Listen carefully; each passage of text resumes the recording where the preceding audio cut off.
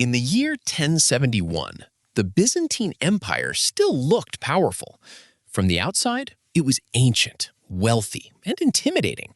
Its capital, Constantinople, stood behind massive walls that had resisted armies for centuries. Its emperors still claimed the legacy of Rome. Its armies still marched under imperial banners.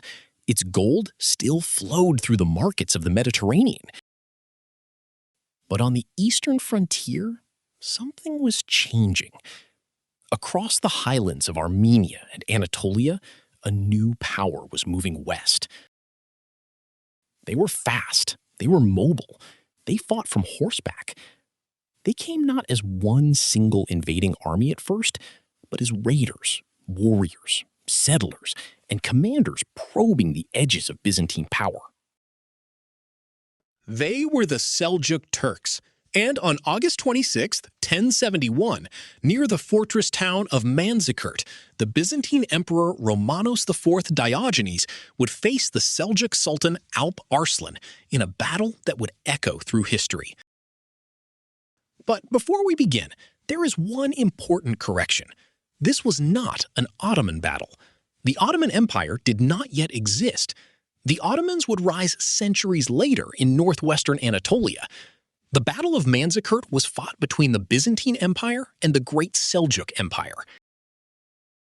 Yet Manzikert still matters deeply to Ottoman history because it helped open Anatolia to Turkish settlement. It helped create the world from which later Turkish states, including the Ottomans, would eventually emerge.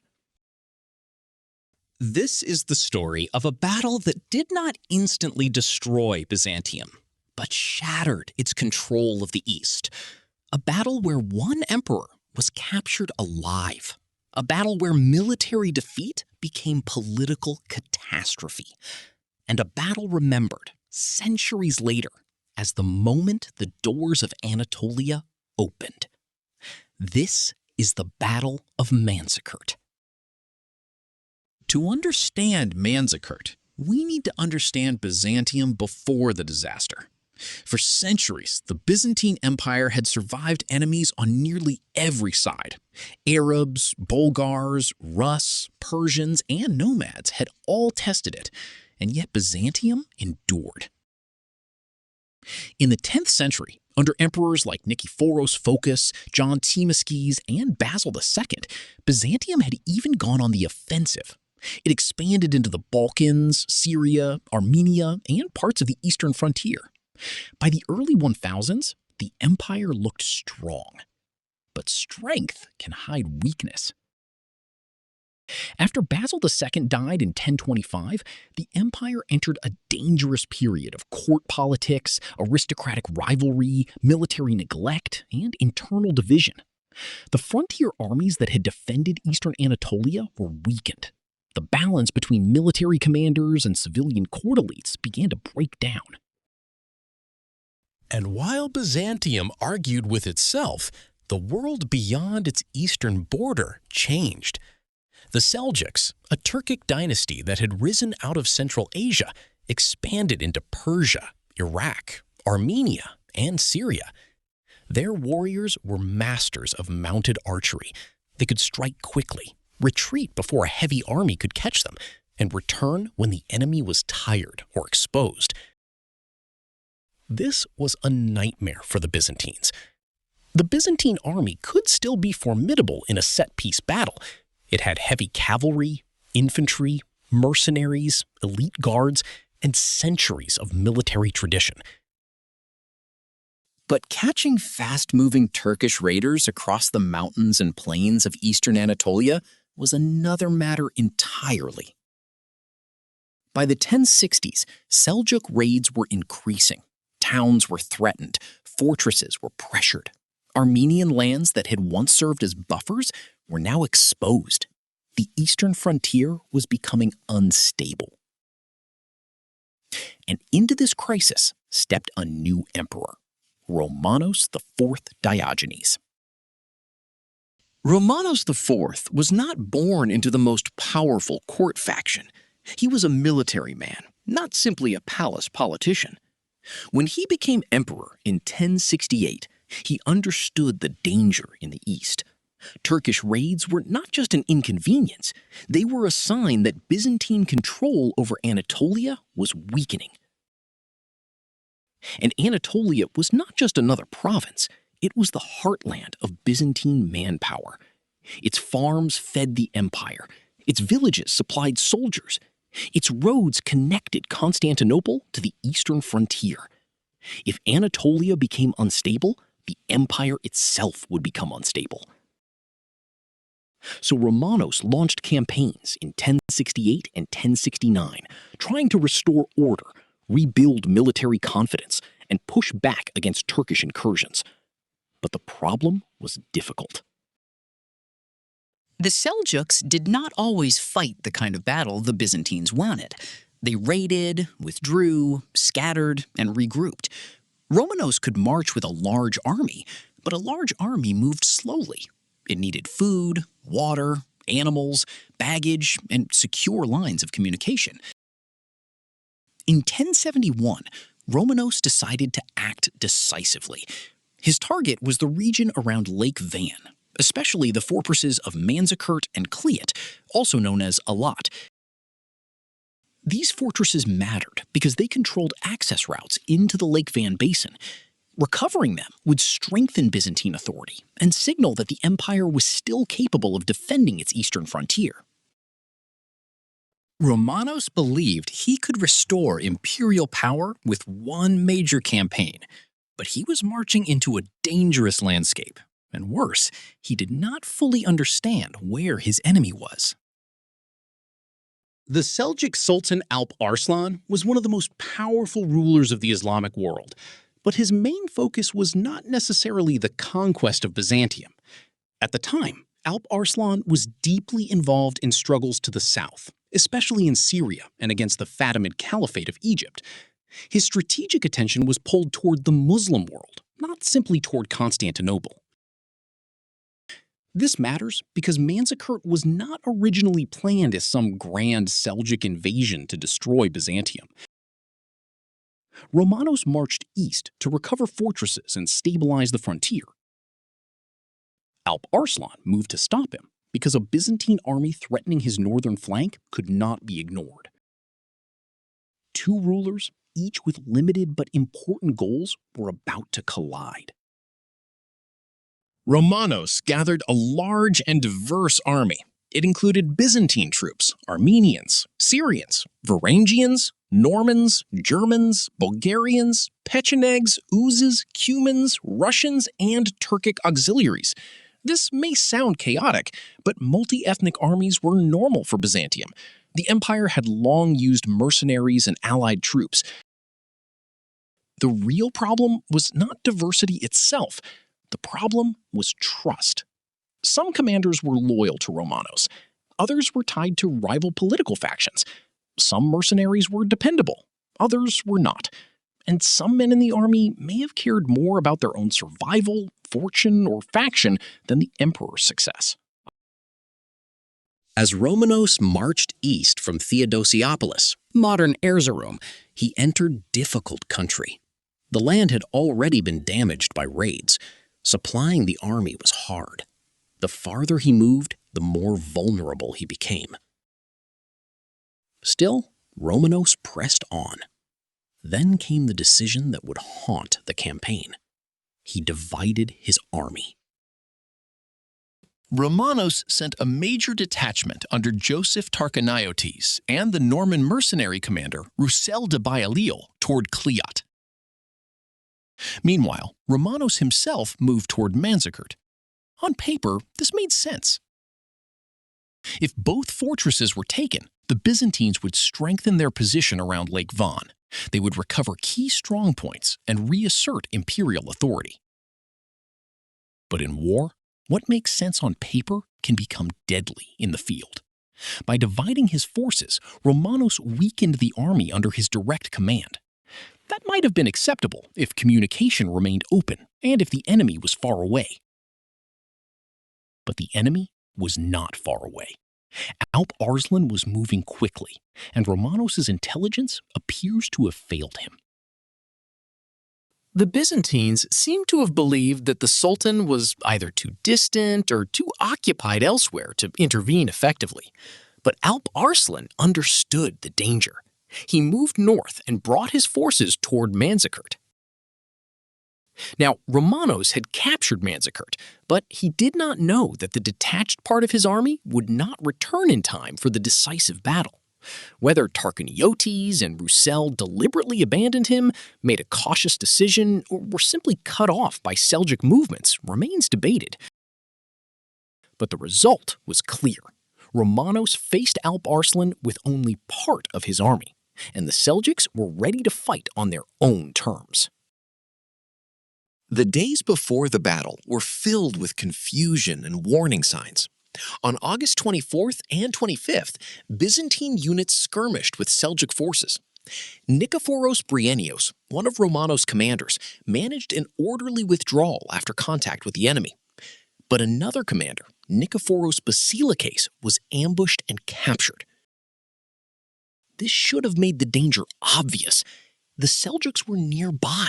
They were active. They were not avoiding battle out of weakness.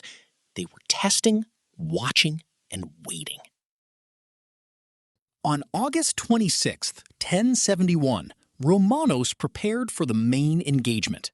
The Byzantine army formed in a conventional battle line. Romanos commanded the center. The Varangian Guard and other elite troops were near him. The left wing was under Nikephoros Bryennios. The right wing was under Theodore Alyattes. Light cavalry screened the flanks. Behind the main line was the reserve, or rear guard, commanded by Andronikos Doukas. That name matters. Andronikos Doukas belonged to a powerful family associated with Romanos' political rivals. Later accounts would accuse him of betrayal. Whether he truly betrayed the emperor or simply failed at the decisive moment remains one of the most debated questions of Manzikert. Across the field, Alp Arslan arranged his Seljuk forces in a crescent formation. This was ideal for mounted archers. The Seljuks did not need to crash directly into the Byzantine line. They could harass it, stretch it, shoot at it, pull it forward, and then strike when cohesion broke. The Byzantines were heavy, disciplined, and dangerous if they could force close combat. The Seljuks were mobile, flexible, and deadly if they could control distance. The battle would be decided by movement, timing, and discipline. Romanos advanced. At first, the Byzantine formation held together. The imperial army moved forward deliberately, trying to close with the Seljuks. But Alp Arslan's men did not stand still. They showered the Byzantine line with arrows, then withdrew. They curved around the flanks. They avoided being pinned. They used the classic tactics of steppe warfare: attack, retreat, provoke, exhaust, and strike again. To the Byzantines, it may have looked as if the Seljuks were giving ground, but this was not necessarily weakness. It was a trap of pressure. As the Byzantine army advanced, its line stretched. The center moved forward. The wings had to keep pace. Communication became harder. Dust, distance, noise, and fatigue all worked against them. The day wore on. The soldiers were tired. They had marched, maneuvered, and endured missile fire. The emperor still had not forced the decisive close battle he wanted. Then, late in the afternoon, Romanos made a dangerous decision. He ordered the army to turn back toward camp. This was not automatically a mistake. A controlled withdrawal could preserve the army and allow the Byzantines to fight another day. But a withdrawal under pressure is one of the hardest maneuvers in warfare. It requires timing. It requires discipline. It requires every part of the army to understand the order at the same time. If one section turns too early, another may be exposed. If the enemy senses hesitation, the retreat can become panic. And that is exactly what happened. As the Byzantine army began turning back, the Seljuks struck. The crescent closed. Mounted archers and cavalry pressed against the flanks. The Byzantine right wing began to collapse. Confusion spread. Some soldiers thought the emperor had been defeated. Others may have believed the order to withdraw was actually a rout. And then came the failure of the reserve. Andronicus Ducas did not move forward to stabilize the line. Some sources accuse him of deliberately betraying Romanos, even spreading the rumor that the emperor was dead. Others suggest that the situation was already falling apart, and that Ducas chose not to risk his own forces. Either way, the effect was devastating. The center of the Byzantine army became isolated. Romanos IV continued fighting. Around him, loyal troops, guards, and remaining soldiers resisted, but the imperial formation had broken. What had begun as an organized army became fragments of men trying to survive. As darkness approached, the emperor himself was wounded and captured. A Roman emperor, successor to Constantine, ruler of Constantinople, had fallen alive into enemy hands. For Byzantium, this was almost unimaginable, and for Alp Arslan, it was an extraordinary victory. The meeting between Romanos and Alp Arslan became legendary. Later stories dramatized it heavily, adding speeches, moral lessons, and symbolic gestures. Some accounts present Alp Arslan as merciful and noble. Others emphasize the humiliation of the captured emperor. But the broad picture is clear. Alp Arslan did not execute Romanos. He treated him with a degree of honor and released him after negotiating terms. This is one of the most important parts of the story, because it shows that Manzikert was not followed by an immediate Seljuk march on Constantinople. Alp Arslan had other priorities. He wanted security on his frontier. He wanted Romanos neutralized or turned into a useful partner.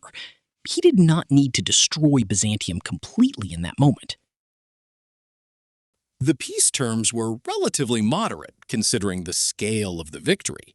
So if the emperor was released, and if much of the Byzantine army was not completely annihilated, why is Manzikert remembered as such a catastrophe? Because the real disaster came after the battle, not on the battlefield, in Byzantine politics. When Romanos returned from captivity, he did not return to a united empire ready to recover. He returned to betrayal, rivalry, and civil war. The Doukas faction, his political enemies, had already moved against him. Romanos was deposed. He tried to regain power, but failed.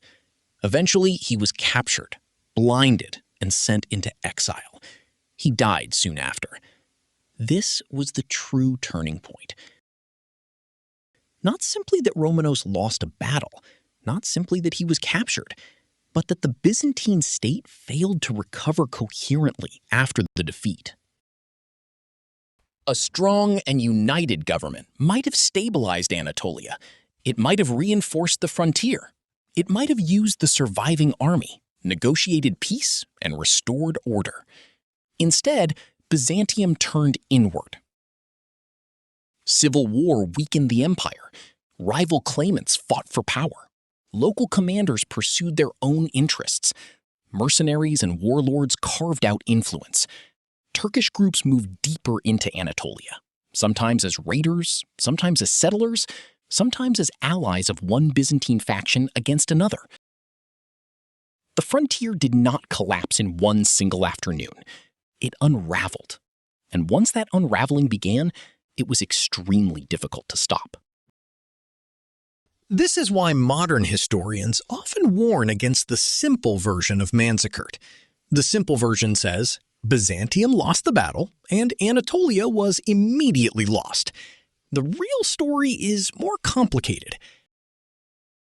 Manzikert was a severe defeat, but it was not the total destruction of the Byzantine army. Many soldiers survived. Some units were not even present at the final battle because the army had been divided. The Seljuks did not instantly conquer all of Anatolia in one sweeping campaign. But Manzikert created a political shock. It exposed the weakness of Byzantine command. It destroyed Romanos's authority. It encouraged internal enemies. It gave Turkish forces new opportunities, and it shattered confidence in the empire's ability to defend the East. After 1071, Anatolia became increasingly unstable. The Seljuk Sultanate of Rum eventually emerged in central Anatolia. Turkish settlement expanded. Byzantine control retreated. Cities, fortresses, and regions changed hands. Christian, Armenian, Greek, Turkish, Persian, and Muslim communities interacted, fought, traded, and transformed the landscape. This was not overnight replacement. It was a long process. The Islamization and Turkification of Anatolia unfolded over centuries. But Manzikert was one of the key openings. It was the crack in the imperial wall. And through that crack, history changed. One of the reasons Manzikert is so fascinating is that it resists easy blame. Was Romanos responsible? Partly, yes.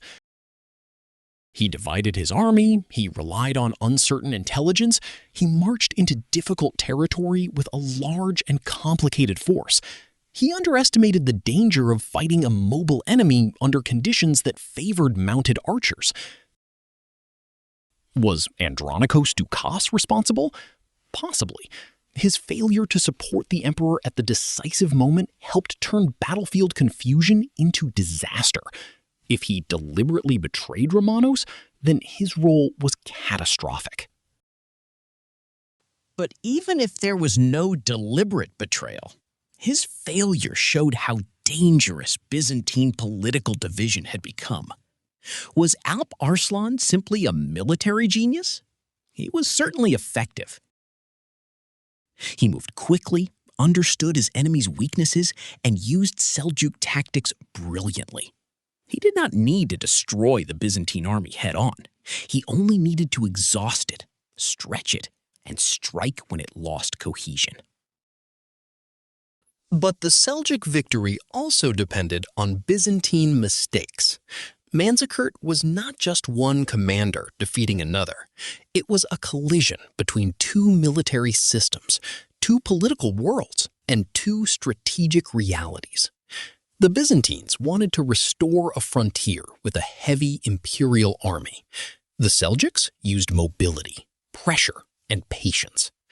In the end, the army that lost cohesion lost the day. The story of Manzikert is also difficult because our sources do not always agree. Byzantine writers had their own agendas. Some defended Romanos. Others favored his political enemies. Armenian sources remembered the suffering of the eastern provinces. Muslim accounts, many written later, turned the battle into a powerful symbol of divine favor, kingship, and Turkish destiny. Over time, Manzikert became more than a battle. It became a myth. For Byzantine memory, it was a disaster, a humiliation, and a sign of internal decay. For Turkish memory, it became a foundational moment, the opening of Anatolia to the Turks.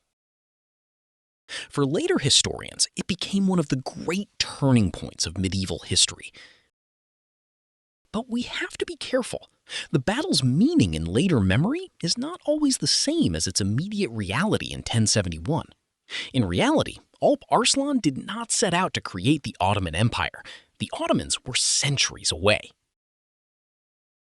Romanos did not know he was fighting a battle that would someday be called the beginning of Turkish Anatolia. The soldiers on the field did not see themselves as actors in a national myth.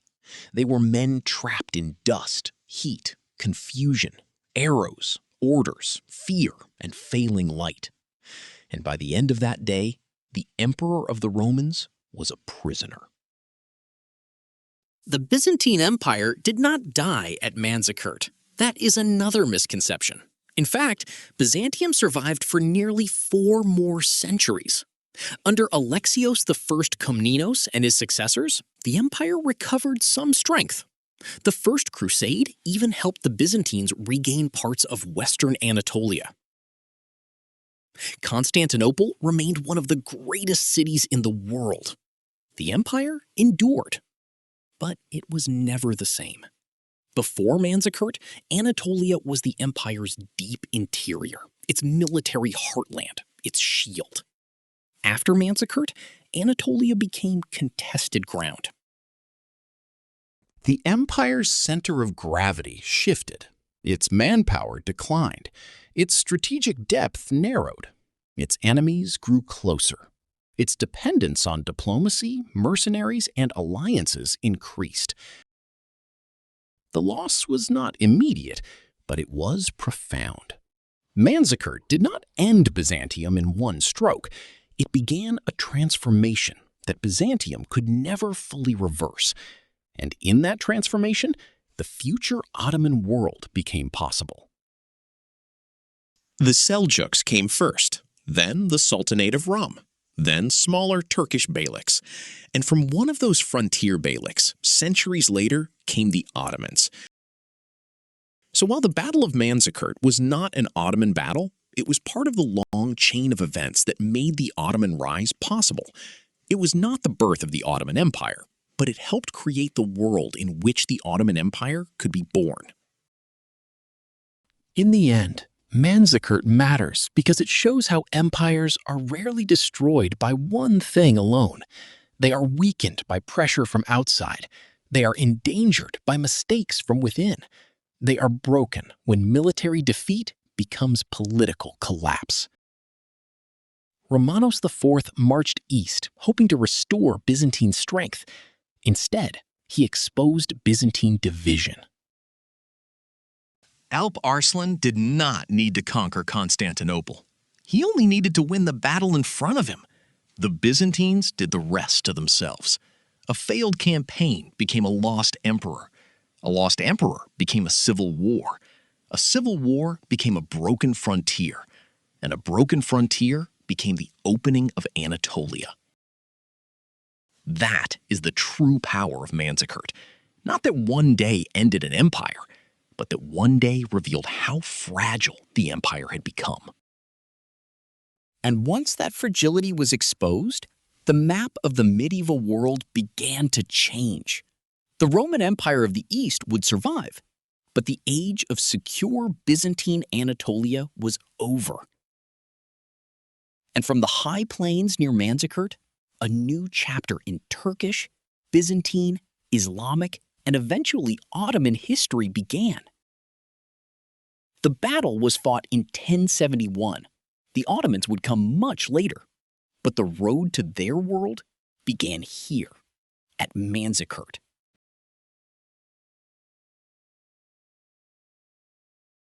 If you enjoyed this video, make sure to like, subscribe, and let me know what battle you want covered next.